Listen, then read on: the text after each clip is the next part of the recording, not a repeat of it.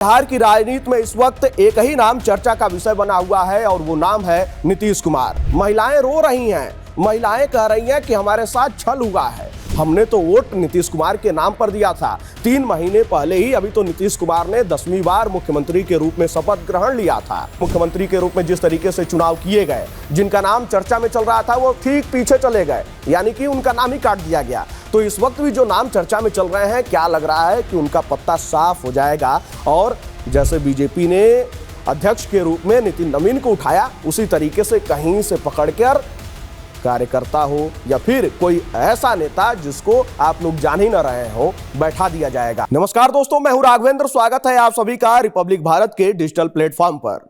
देश और बिहार की राजनीति में इस वक्त एक ही नाम चर्चा का विषय बना हुआ है और वो नाम है नीतीश कुमार। जी हां, नीतीश कुमार अब राज्यसभा के तरफ का रुख कर रहे हैं और इसको लेकर जदयू के भीतर भी तमाम राय हैं और नेता दो खेमे में बटे हुए हैं। कुछ इस बात से नाराज हैं, कुछ चाहते हैं कि वो बिहार में ही रहें, बिहार के मुख्यमंत्री रहें। कार्यकर्ताओं के भीतर भी नाराजगी है। महिलाएं रो रही हैं, महिलाएं कह रही हैं कि हमारे साथ छल हुआ है। हमने तो वोट नीतीश कुमार के नाम पर दिया था। 3 महीने पहले ही अभी तो नीतीश कुमार ने 10वीं बार मुख्यमंत्री के रूप में शपथ ग्रहण लिया था और फिर अब वक्त बदल गया है, जज्बात बदल गए हैं। ये तमाम बातें बिहार के भीतर हो रही हैं और जो नीतीश कुमार को लेकर कार्यकर्ताओं के भीतर, आम जनमानस के भीतर लगाव नजर आता था, अब वो सामने आ रहा है। लोग कह रहे हैं कि हमने होली तक नई ढंग से मनाई जब से ये खबर सामने आई है। लेकिन नीतीश कुमार अब राज्यसभा का रुख कर रहे हैं। ये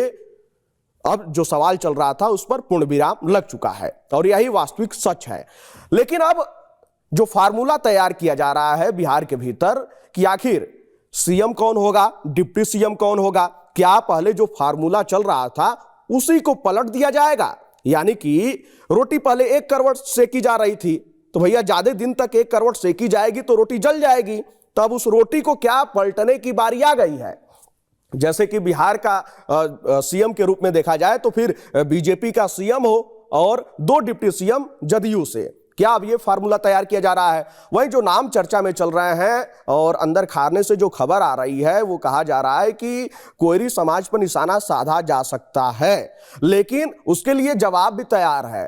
कार्यकर्ता और तमाम बातें निकलकर जो सामने आ रही हैं वो ये कह रहे हैं कि भैया इससे पहले भी तो कोयरी समाज को बढ़ावा दिया गया है, तो क्या यहां पर कोयरी समाज से ब्रेक लगेगा?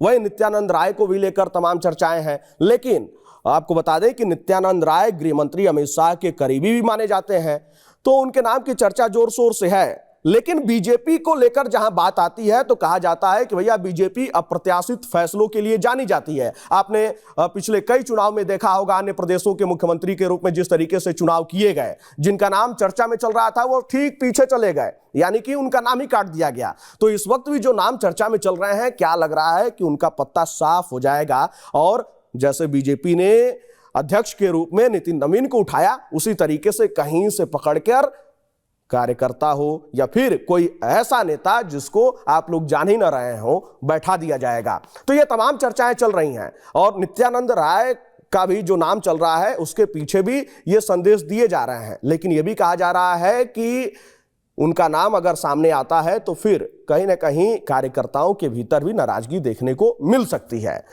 तो देखिए, इन तमाम फार्मूले पर बातचीत चल रही है और काम चल रहा है। लेकिन जो जदयू के नेता हैं और जो जदयू के कार्यकर्ता हैं, उनके भीतर जो नाराजगी है वो साफ तौर पर नजर आ रही है और उनका यह कहना है कि भैया नीतीश कुमार बिहार ही रहे, मुख्यमंत्री के रूप में ही रहे।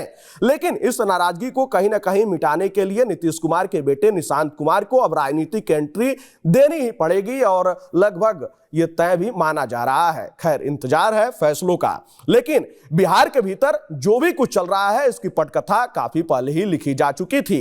साल 2014 का वो दौर याद कीजिए जब मोदी लहर शुरू हुई थी। उसके बाद से कहीं ना कहीं जो बड़े भाई छोटे भाई, बड़े भाई छोटे भाई की भूमिका थी, उसमें बराबरी की हिस्सेदारी 2025 के विधानसभा चुनाव में देखने को मिली और फिर 89 सीटों के साथ बीजेपी बड़े भाई की भूमिका में आ गई और 85 सीटों के साथ जदयू छोटे भाई की भूमिका में आ गई। और उसके बाद से ही ये कयास लगाए जा रहे थे कि इस बार के कार्यकाल में परिवर्तन देखने को मिलेगा। लोगों को यह अंदेशा नहीं था कि भैया इतना जल्दी देखने को मिल जाएगा, 3 महीने के भीतर ही। लेकिन 3 महीने के भीतर ही अब यह साफ हो चुका है कि नीतीश कुमार राज्यसभा जा रहे हैं और बिहार की जिम्मेदारी अब किसी और के कंधे पर होगी। खैर, इस फैसले को लेकर और बिहार की राजनीति को लेकर आपकी क्या राय है? आप क्या चाहते हैं कि आखिर बिहार की कुर्सी पर कौन बैठे? आप अपनी राय कमेंट बॉक्स में हमारे साथ जरूर साझा कीजिएगा।